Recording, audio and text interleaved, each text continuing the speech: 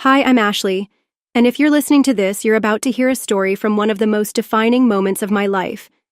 It all began with what was meant to be a joyful celebration, my birthday party.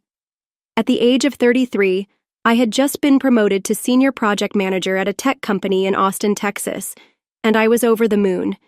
It felt like my hard work had finally paid off. To celebrate, I decided to throw a birthday party at home and share the news with my friends and family. My husband Ryan and I had been preparing for weeks. Our home, though modest, was charming and nestled in a cozy neighborhood. We had decorated with twinkling lights, colorful balloons, and a beautiful cake I had carefully chosen. Ryan, a software engineer in his mid-30s, had always been my rock and partner in everything.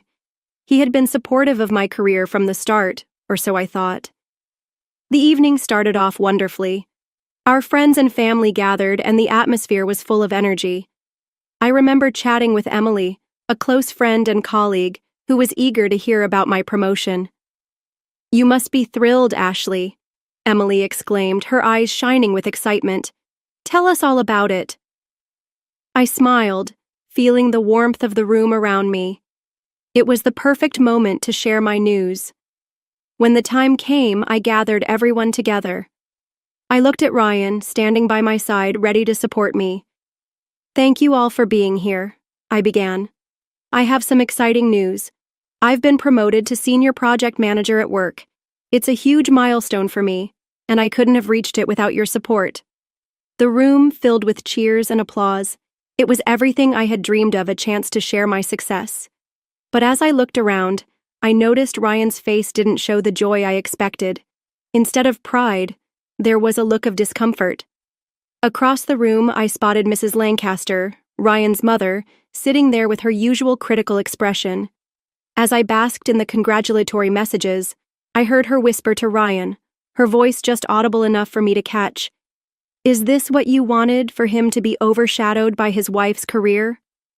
Her words pierced the moment, deflating my joy like a balloon pricked by a needle. I tried to brush it off, assuming it was just her usual behavior, but Ryan's reaction made things worse. He turned to me with a forced smile, his eyes filled with uncertainty. "Ashley," he said, his tone suddenly colder than I had expected. "I mean, it's great and all, but don't you think we should start thinking about our future? Like, settling down and starting a family?" My heart dropped. This was not the support I had been waiting for. I felt betrayed and confused, unsure of where this sudden shift was coming from. "Ryan, we've talked about this," I said, trying to keep my voice steady. "This promotion is important for both of us. It's a step forward in my career, and it means more stability for us in the future." But Ryan wasn't having it. His gaze shifted toward his mother, who nodded approvingly, and he seemed to shrink under her disapproving gaze. "Ashley, when are you going to slow down and focus on us? The career isn't everything," he said, his voice filled with an edge of frustration. I felt my heart pounding in my chest. This was not how I had envisioned this night. The joyous occasion had turned into an unexpected battleground. I tried to defend myself, but the damage was done. The main course was served, but the air was thick with tension. Ryan's demeanor grew colder, and the warmth of the celebration seemed to vanish. As dessert was being served, I noticed that Ryan's frustration was escalating. The party that had started with so much promise was now overshadowed by a growing storm. The turning point came abruptly. Ryan stood up, his chair scraping loudly against the floor. "You should know your place, Ashley," he shouted, his voice echoing through the room. "You're my wife, not my competitor." I was stunned. The room fell silent, the clinking of cutlery ceasing as every eye turned to me. I stood up, my heart racing. "Being your wife doesn't mean I have to give up on my dreams," I said, my voice trembling with hurt and anger. "I deserve respect, not this." In a shocking moment that felt like it was in slow motion, Ryan's hand flew through the air and struck me across the face. The sound was a sharp, painful crack that seemed to freeze the room in place. I stood there, my hand flying to my cheek, pain spreading through me. The guests watched in stunned silence. With every ounce of strength I had, I walked toward the foyer. My heels echoed on the marble floor, each step a testament to my resolve to leave. I grabbed my purse, not daring to look back. The door closed behind me with a soft click, marking the end of a chapter one had hoped would be filled with celebration and support. That night, as I drove away, the house shrinking in my rearview mirror, I felt a storm of emotions: fear, sadness, and a surprising flicker of relief. I was alone, but for the first time in a long time, I felt the spark of something new: freedom. This was the beginning of a new journey, and I was determined to see where it would lead. The next morning, I woke up in my small apartment, the familiar hum of the city outside providing a stark contrast to the chaos of the previous night. It was strange how silence could be both comforting and unsettling. I had spent the night at Emily's place. She had insisted I stay there, and I was grateful for her support, though it was hard to shake the heaviness that clung to me. Emily was a true friend. She was there for me when I needed someone the most. She had seen me through long work hours, career challenges, and now this unexpected crisis. As I walked into the kitchen, she greeted me with a warm smile and a cup of coffee. "You must be exhausted, Ashley," she said, her voice gentle, "but I'm glad you're here. We'll get through this together." I nodded, taking the cup and savoring the warmth that seeped into my cold fingers. The coffee was strong, a much-needed jolt to start the day. "Thanks, Emily. I don't know what I would have done without you," I admitted, my voice wavering. The night before, after I had left my own birthday party, I had driven aimlessly before ending up at Emily's. The party, which was supposed to be a celebration, had ended in a shattering of dreams. I had never imagined Ryan could react so violently. I had always thought of him as my partner, my equal. The betrayal cut deep, leaving me with a mix of anger and sadness. The days following the party were a whirlwind of emotions and chaos. I knew I needed to take control of my life, starting with ending my marriage. The decision to contact a divorce attorney, something I had never imagined I would do, felt like a heavy, irreversible step. The attorney's office was cold and sterile, starkly contrasting the vibrant, hopeful life I had once known. Sitting across from the attorney, I felt a mix of resolve and apprehension. "We can begin the process as soon as you're ready," he said, his voice both professional and compassionate. "I'll need some details from you, and we can file the paperwork." I took a deep breath, nodding in agreement. "Let's do it. I can't keep living like this. It's not healthy for either of us." The following weeks were a blur of legal meetings, paperwork, and deep moments of self-reflection. Work became my refuge. My boss, Mr. Johnson, proved to be a steady source of support. He knew about my situation, and his encouragement gave me the strength I needed. "Ashley," he said during one of our talks, "you've been handling everything with such grace. Remember, your work is valuable, and we're all here for you." Emily, too, was a constant pillar of comfort. She kept me grounded and reminded me of my strength. "You've worked too hard to get where you are, Ashley," she often said. "Don't let this setback define you. You are capable of achieving even greater things." Despite the support I had, going through the divorce process was emotionally exhausting. Ryan tried to reach out, leaving messages and calling. His voice, filled with regret and desperation, made it even harder. "Ashley, can we talk?" one voicemail said. "I'm sorry for everything that happened. I want to fix this. Please, let's talk."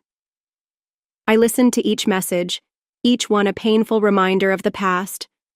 The more he begged, the clearer it became that reconciliation was no longer an option.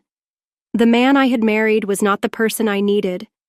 His attempts to make things right were too little, too late. I had to focus on healing and moving forward. During this difficult period, my career began to take on even greater meaning. The promotion that once symbolized joy now became a testament to my resilience. I threw myself into my work with renewed passion.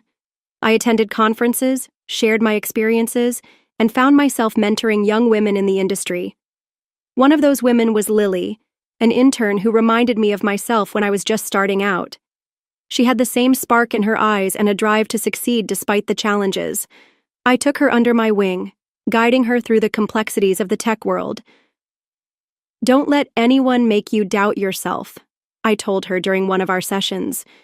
"You deserve to pursue your dreams, and you have every right to respect."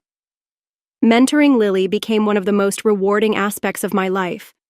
Watching her grow and thrive gave me a renewed sense of purpose.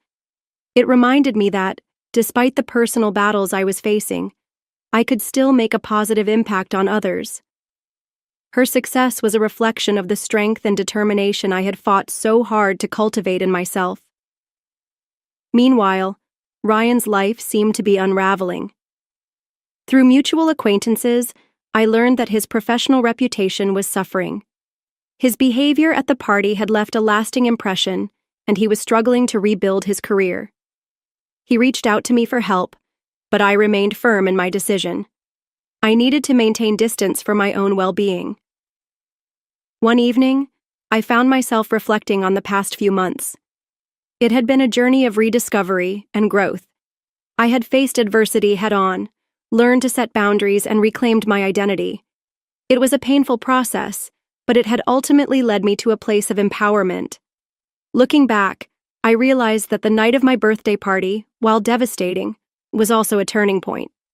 It was the moment I chose to stand up for myself, to walk away from a toxic relationship, and to embrace a future that was entirely my own. The path wasn't easy, but it was one that led me to a renewed sense of purpose and self-worth. As the divorce proceedings continued, each day felt like a tightrope walk between moving forward and looking back. I was trying to balance my emotional recovery with maintaining a facade of normalcy at work and in my personal life. Ryan's attempts to reach out only added to the weight of the situation. Despite the constant barrage of phone calls and messages, I remained resolute in my decision to move on. One chilly November morning, I sat at my desk, working on a new project at the office when Emily stopped by. She could always sense when I was struggling, and today was no different.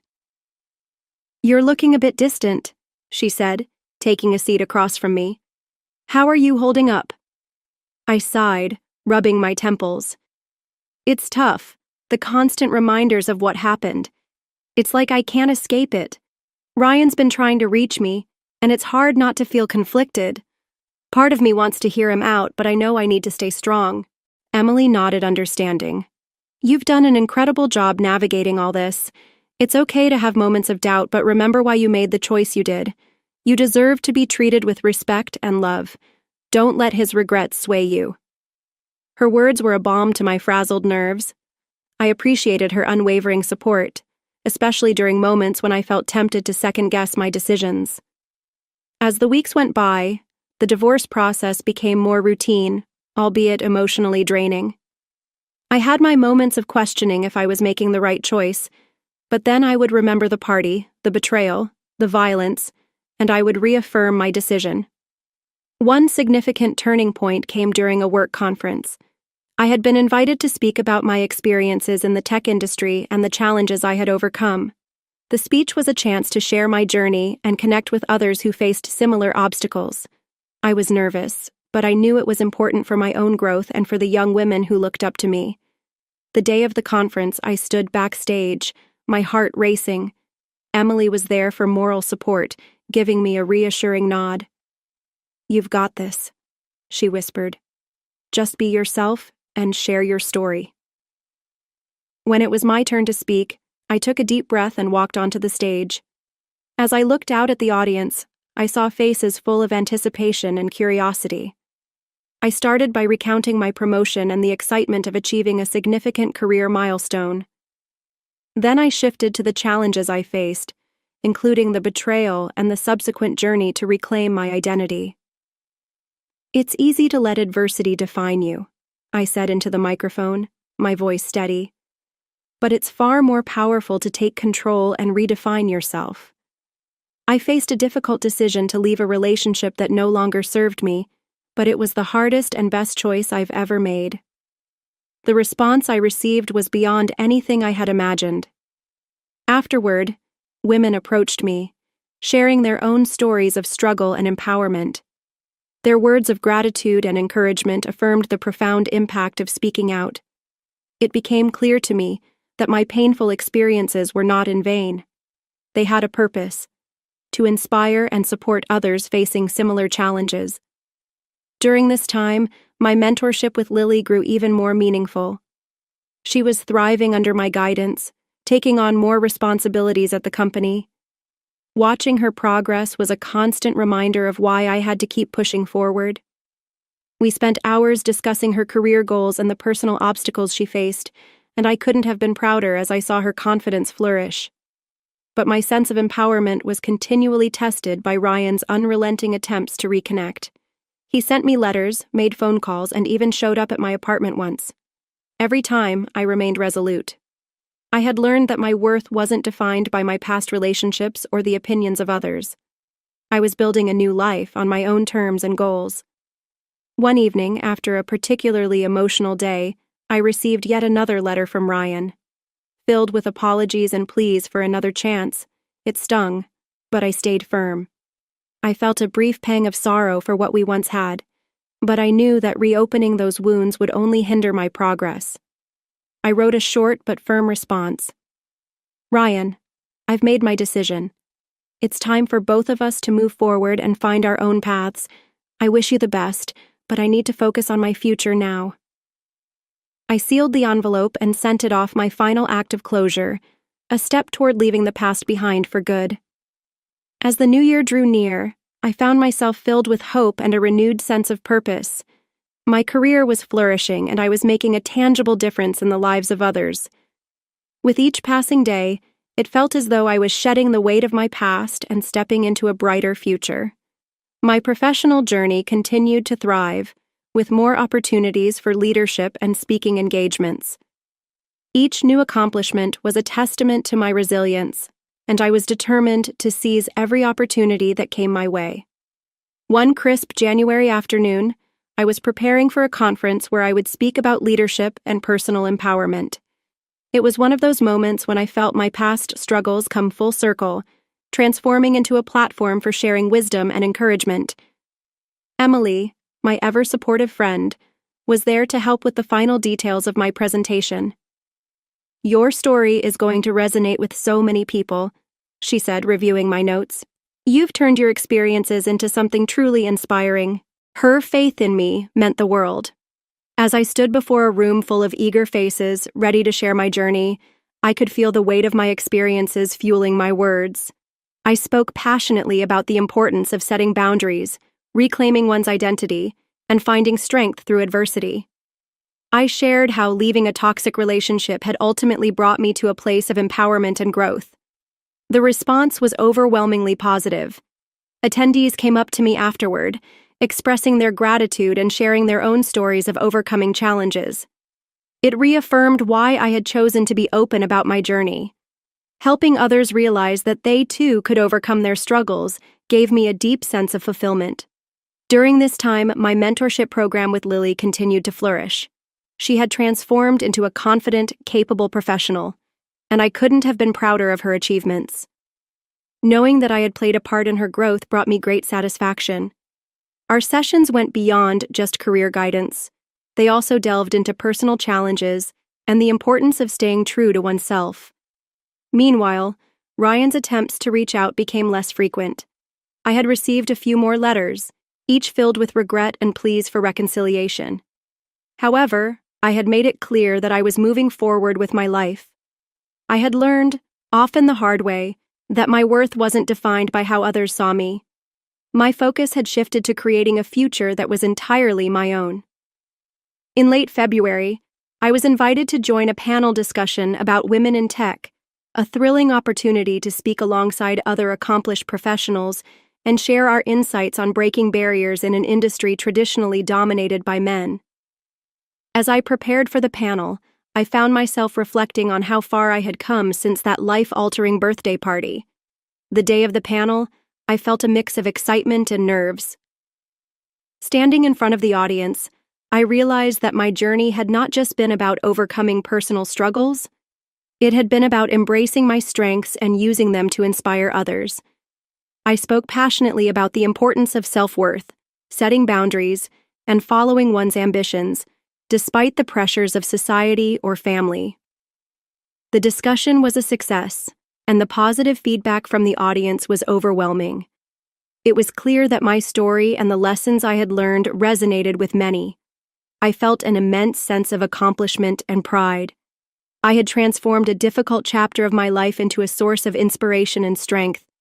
As spring approached, I felt more grounded and confident in the life I had created. My career was thriving, my personal boundaries were firmly established, and I found fulfillment in mentoring others. The challenges I had faced had shaped me into a stronger, more resilient person, and I was determined to continue building upon that foundation. One evening, while reflecting on my journey in the quiet of my apartment, I came to an important realization.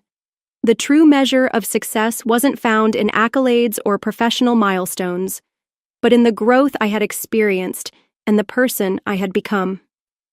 I had learned to value myself, set clear boundaries, and pursue my passions with unwavering determination. I had taken control of my life and built a future aligned with my values and aspirations. My journey was no longer defined by the past, but by the strength and resilience I had cultivated within myself. As I looked toward the future, I felt a deep sense of hope and excitement for the new possibilities that awaited me.